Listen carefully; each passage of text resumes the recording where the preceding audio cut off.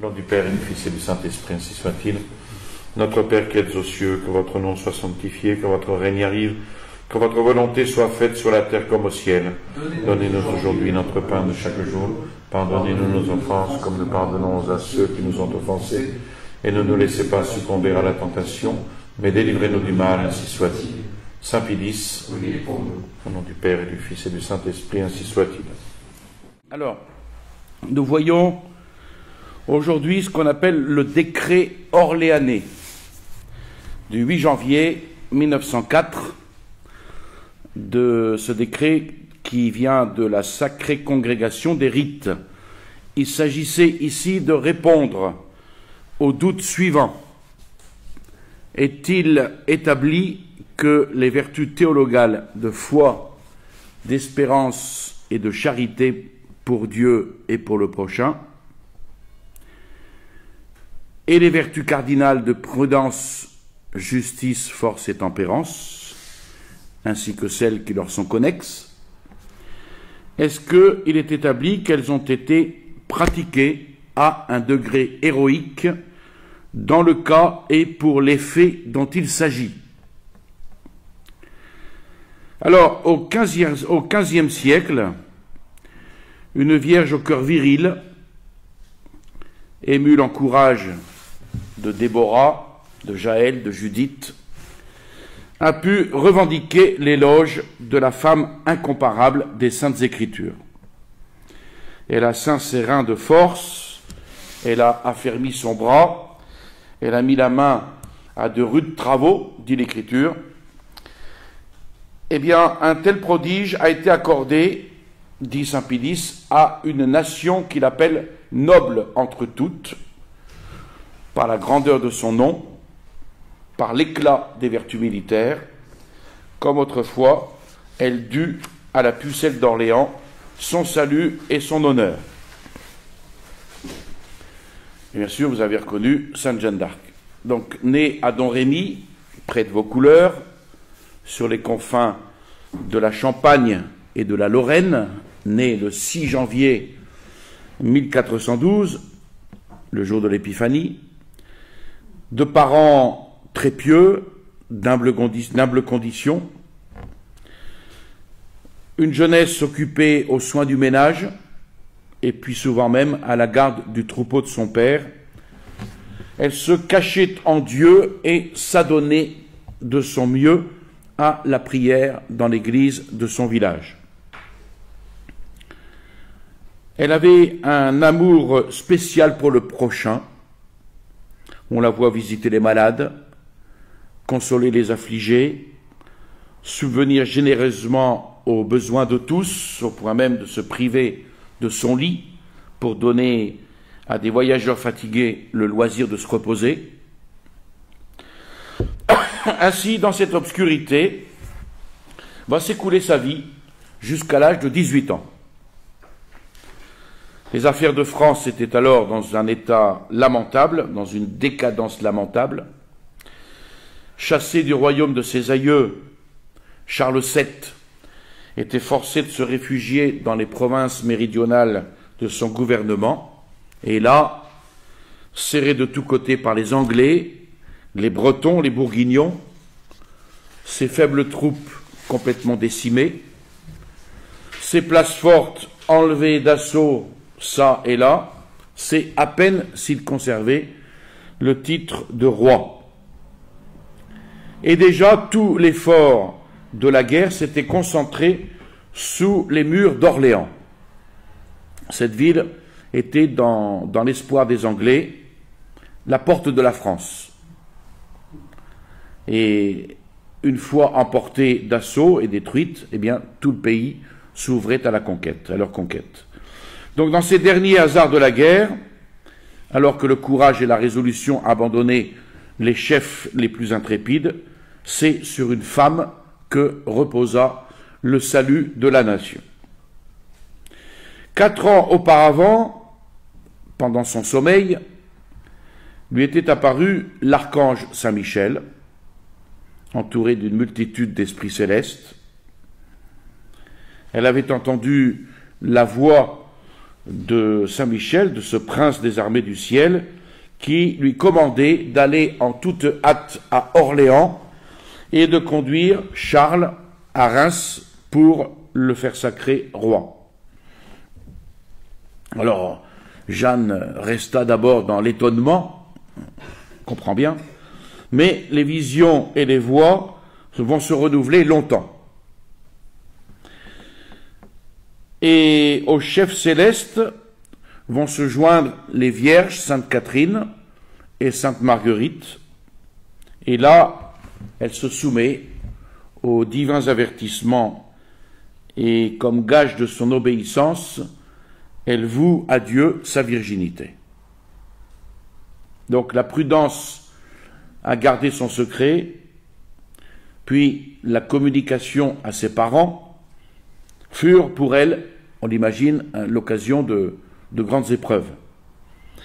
Elle en triompha enfin cependant, et sur sa demande pressante, son oncle donc la conduisit à Vaucouleurs, auprès du gouverneur Robert de Baudricourt. Alors, Robert de Baudricourt accueillit les projets de Jeanne par la moquerie d'abord, puis il réfléchit mûrement, la renvoyant d'un jour à l'autre, et puis enfin, coupant court à tout délai, il lui fournit un jour des armes, des chevaux, une escorte de soldats, et il lui donna l'ordre de se présenter devant le roi.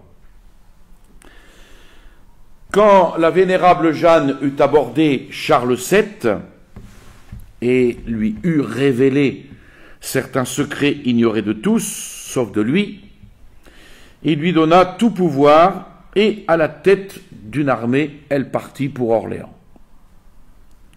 Elle entre dans la ville, elle s'attaque à l'ennemi dans un élan terrible, elle renverse un à un les travaux de siège, elle détruit les bastilles et elle y plante son étendard. Et puis, par un même prodige, vont être délivrées les autres villes fortes, et Jeanne va pousser Charles, indécis, à se faire sacrer roi à Reims. Donc la mission que Dieu lui avait confiée, elle l'avait accomplie avec une énergie plus que virile, et ce n'est pas avec moins de courage ni de constance qu'elle va recevoir l'indigne récompense de l'injustice humaine. Prise dans une sortie par les Bourguignons, elle fut par une lâche trahison vendue aux Anglais, qui vont assouvir leur rancune sur la Vierge en la condamnant à la mort la plus cruelle. Elle est conduite à Rouen, traînée devant les tribunaux. Il n'est pas d'accusation qu'on ait portée contre elle, hormis celle d'avoir violé sa chasteté. L'affaire fut instruite par les juges les plus corrompus, et la Vierge innocente fut condamnée au supplice du feu. Elle va subir d'ailleurs ce supplice avec courage le 30 mai 1431. Les regards fixés sur la croix du Christ, tandis qu'elle se répandait en prière et devant une foule immense, implorant le pardon de ceux qui la faisaient mourir.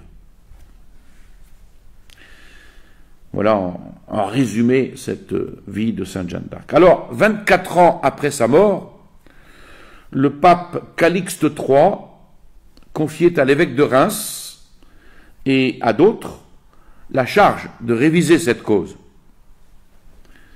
Le premier jugement fut cassé et on réhabilita la mémoire de la vénérable servante de Dieu dont l'innocence ne fait guère de doute pour personne.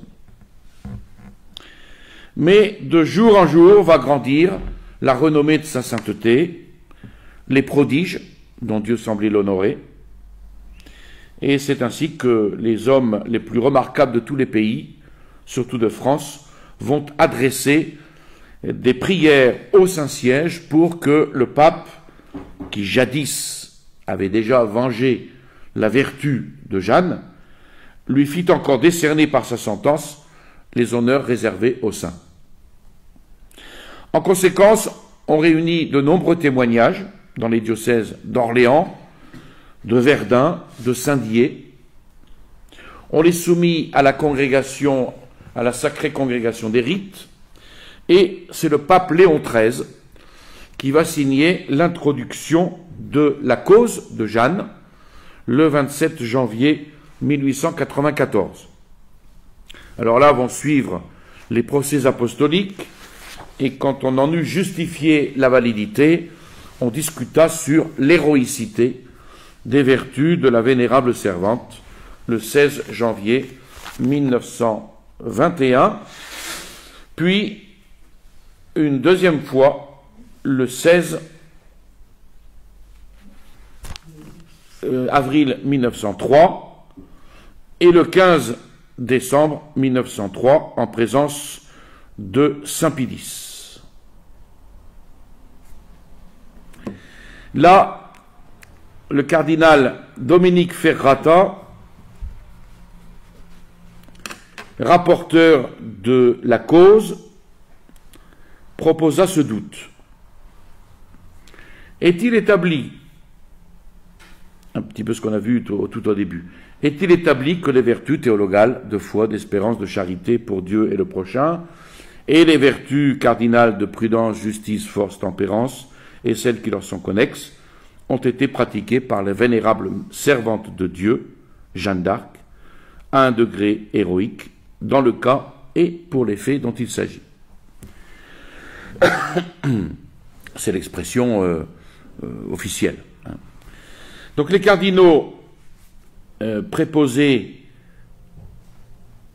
au rite sacré, les consulteurs de la cause, vont émettre leur vote, et ces suffrages mûrement pesés, le pape s'abstint pour le moment de rendre son jugement, et il exhorta les assistants à demander, dans une affaire si grave, les lumières divines.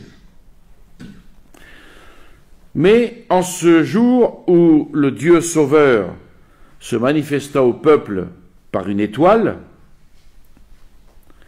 le jour qui vit naître aussi la vénérable servante de Dieu, Jeanne, appelée à être un jour une femme brillante dans la Jérusalem de la terre comme dans celle du ciel, Saint Pilice, après avoir célébré la messe, fit venir le cardinal Séraphin Crétoni, préfet de la Sacrée Congrégation des Rites, puis le cardinal Ferrata, rapporteur de la cause, et le père Alexandre Verdet, promoteur de la foi.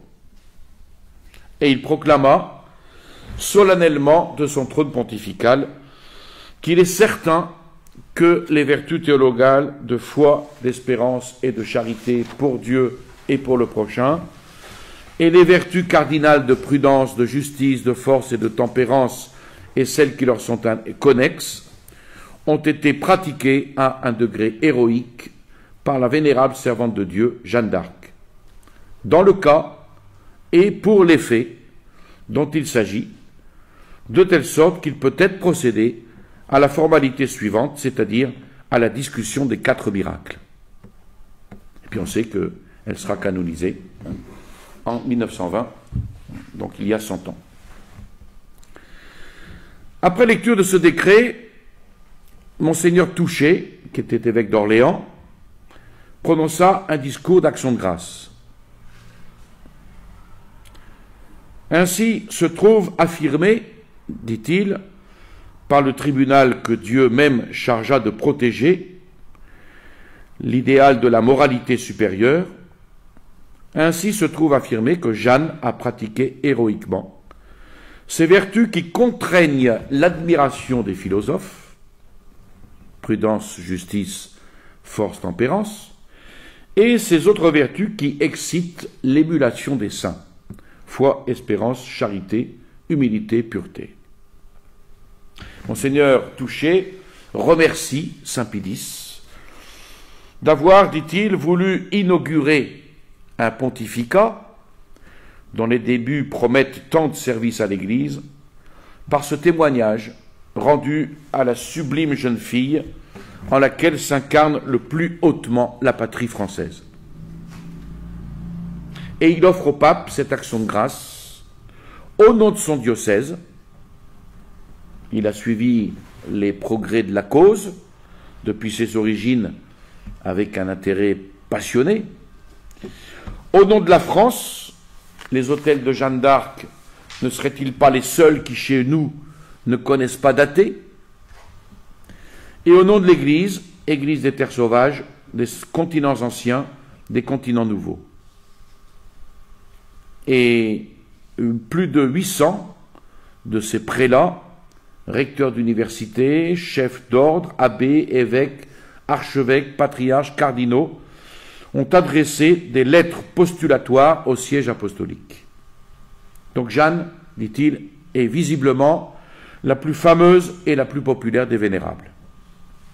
Et parmi ces cardinaux, il ose remercier le patriarche de Venise, alors cardinal Sarto, qui, en avril 1899, voulut bien faire instance auprès de Léon XIII pour que la cause de Jeanne d'Arc eût un heureux succès. Et il remercie aussi Léon XIII, qui nous témoigna une sympathie qui ne défaillit jamais. Et il termine son discours en lançant « La France, Saint-Père, est si douce quand elle est unie, et si humaine quand elle est pacifiée. »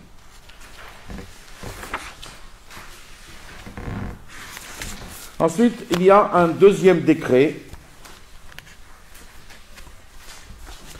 de la Sacrée Congrégation des Rites, le décret de Belley, diocèse de Belley-Ars.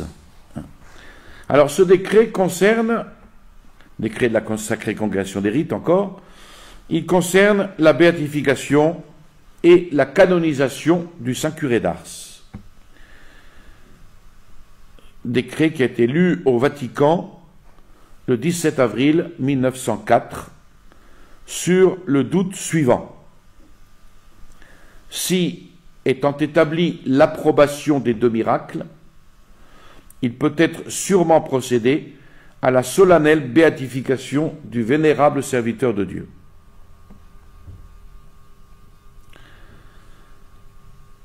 Parmi les hommes revêtus de l'ordre sacerdotal, et dont la gloire est dans l'Église de Dieu, un grand nombre s'étant acquittés de leur ministère, avec beaucoup de sainteté et de fruits.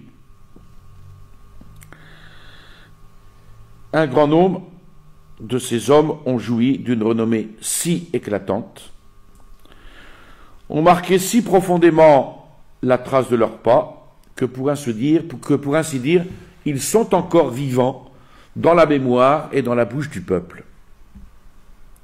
Ni leur vie humble et cachée, ni le champ restreint assigné à l'élan de leurs ailes, ni les passions des partis et leurs luttes civiles, ni la jalousie haineuse de leurs rivaux, ni les jugements pervers des hommes qui s'acharnent contre tout ce qui peut tourner au bien de la religion, rien de tout cela n'a empêché ces prêtres de luire comme des lampes ardentes dans un lieu obscur.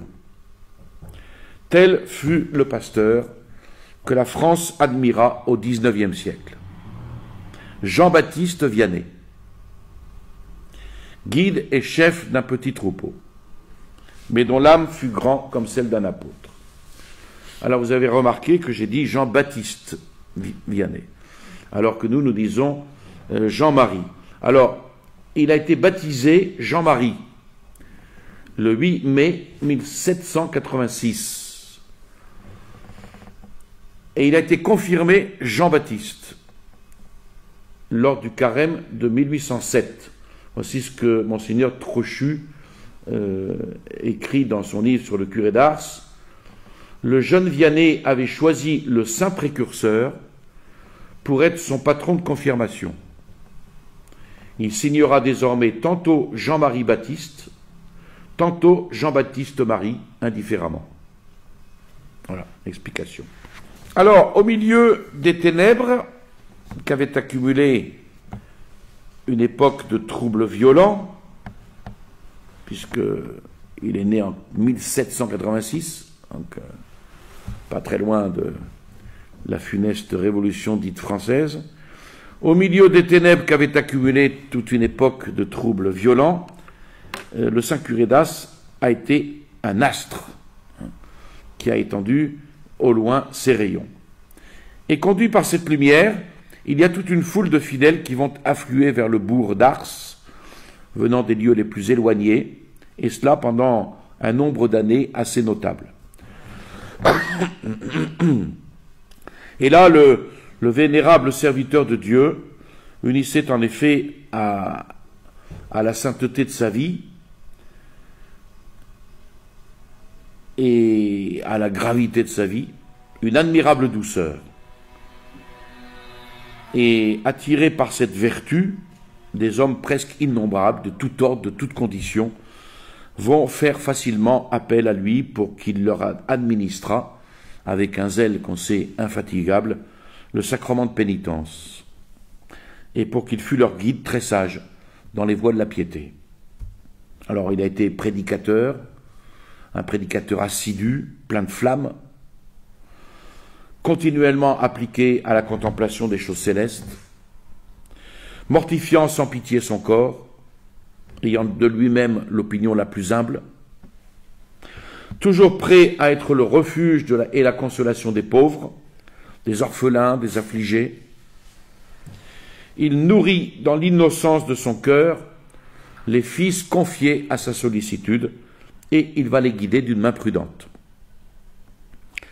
La renommée de ses vertus ayant été confirmée après la mort du vénérable serviteur de Dieu, non seulement par la prolongation des lointains pèlerinages à son glorieux sépulcre, mais encore par divers prodiges, la cause fut discutée de nouveau et un procès fut régulièrement ouvert sur les 2 miracles que saint Pidis déclara établis le 9 mars 1904.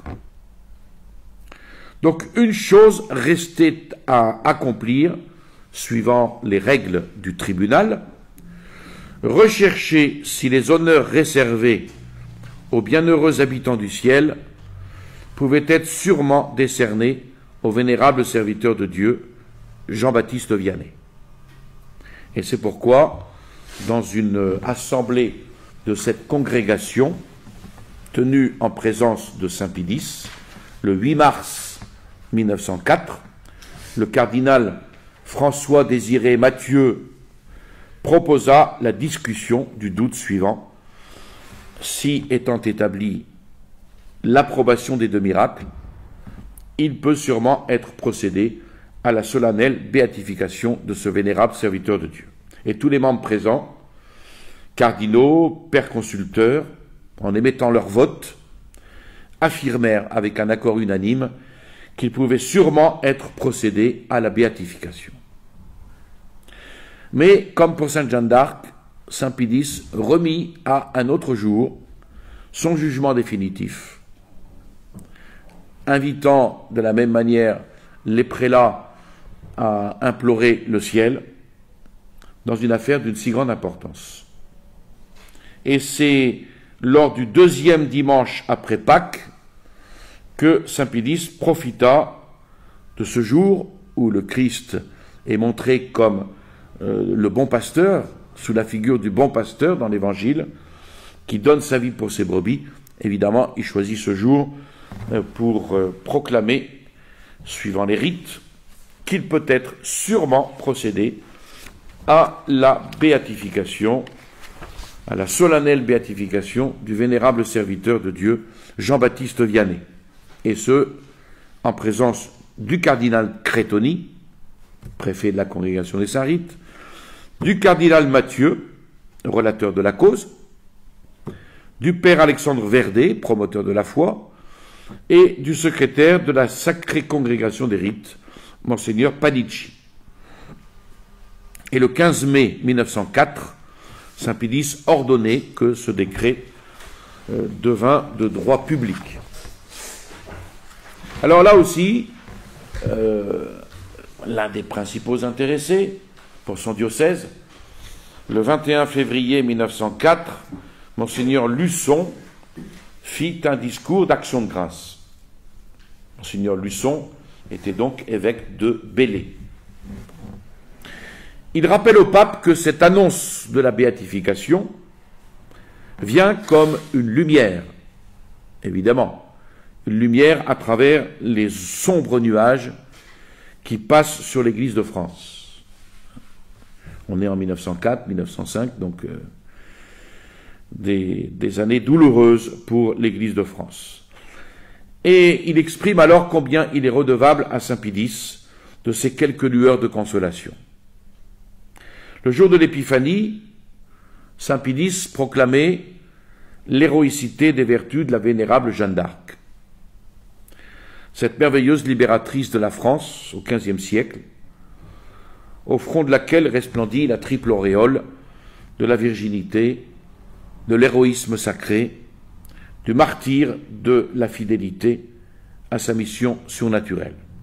Aujourd'hui, il déclare que Dieu a vraiment marqué du sceau du miracle les vertus héroïques de cet admirable prêtre, connu dans le monde entier sous le nom de curé d'Ars. Grande joie pour toute l'Église, inexprimable consolation pour le clergé de France et ô combien opportune à un moment où le clergé était fortement attaqué. Nous sommes, dit l'évêque, en un temps où l'on nie le surnaturel, où l'on rejette a priori le miracle comme impossible, où l'on traite de contes et de légendes les merveilles de Dieu dans ses saints, où l'on ne veut voir dans les prodiges racontés dans nos livres saints eux-mêmes et dans l'Évangile que des allégories et des mythes. Le clergé catholique est en France, de la part d'un trop grand nombre, l'objet d'une hostilité aussi imméritée que violente. Voici donc un prêtre, un pasteur des âmes, un humble curé de campagne, en qui resplendit, avec un éclat manifestement surnaturel, le sacerdoce, dont l'autorité et les bienfaits sont si étrangement méconnus. Voici un serviteur de Dieu, notre contemporain, qui a renouvelé en sa personne les merveilles même dont cette génération incrédule nie la réalité et jusqu'à la possibilité. Ces œuvres prodigieuses se sont accomplies au grand jour, sous les yeux d'innombrables témoins, durant un espace de 40 ans, avec un tel éclat qu'elles attirèrent vers lui jusqu'à 80 000 pèlerins par an, avides de le voir, de l'entendre et de lui confesser leurs péchés. Il n'y a point de hasard pour Dieu. Rien n'arrive dans le monde sans son ordre ou sans sa permission. Et il ne fait rien sans se proposer une fin toujours digne de sa sagesse, toujours digne de sa bonté. À quelle fin nous a-t-il donné donc le Saint Curé d'Ars? Un illustre évêque l'a dit, Ars a été la réponse au blasphème de l'homme de Ferney. L'homme de Ferney, c'est Voltaire. C'est Voltaire qui s'installe justement en 1760 dans le château qu'il vient d'acquérir, le village appelé Ferney-Voltaire, dans le diocèse de Belley-Ars. Donc, Ars, dit un illustre évêque, a été la réponse de Dieu au blasphème de l'homme de Ferney, et ce n'est pas sans une raison providentielle que le thaumaturge a succédé au plus audacieux contenteur du miracle, presque sur les mêmes lieux, à la frontière opposée du même diocèse de Belley. Donc Dieu a suscité le Saint Curé d'Ars au XIXe siècle comme une démonstration vivante du surnaturel. Et il a ménagé la glorification du sacerdoce en la personne de ce saint prêtre au commencement du XXe siècle. Pour le moment précis où les pasteurs des âmes sont en butte en France, à ce moment-là, à une hostilité terrible, à des persécutions injustifiées. Donc il faut ici reconnaître la main paternelle de Dieu, une admirable attention, dit l'évêque, de sa providence, pour le corps des pasteurs des paroisses, dans le soin qu'elle a eu de faire passer dans leur rang l'évêque postulateur, le cardinal rapporteur et le pape promulgateur, qui devaient se rencontrer ici, en ce jour, pour la publication de ce décret, dont la conséquence sera la prochaine glorification de celui des prêtres que le monde catholique se réjouit d'acclamer bientôt sous le titre de Bienheureux curé d'Ars. Et puis, la voix du peuple a été certainement encore l'écho de la voix de Dieu. Quand les fidèles ont vu une autre coïncidence providentielle, dans cette circonstance que l'élection de Saint Pie X eut lieu pendant la messe solennelle du jour même où l'on célébrait le 40e anniversaire de la naissance du vénérable curé d'Ars, et que l'heure nouvelle en parvint à Ars à l'heure de l'office des vêpres pour cette commémoration. Enfin, l'évêque de Belley se pose une autre question. Ne serait-ce point pour récompenser la foi de son dévot serviteur que Marie lui aurait préparé les honneurs de la béatification en ce 50e anniversaire de la définition dogmatique de l'Immaculée Conception, à laquelle il croyait et qu'il honorait d'un culte spécial avant même que l'Église lui définît comme un dogme de la foi catholique. Troisième clin d'œil de la Providence. L'évêque remercie Saint Pie X, donc au nom spécialement de l'Église de Lyon, qui a donné naissance au serviteur de Dieu, à ce serviteur de Dieu, et de l'Église de Belley qui garde son tombeau. Et puis au nom également du sacerdoce catholique, au nom du clergé paroissial.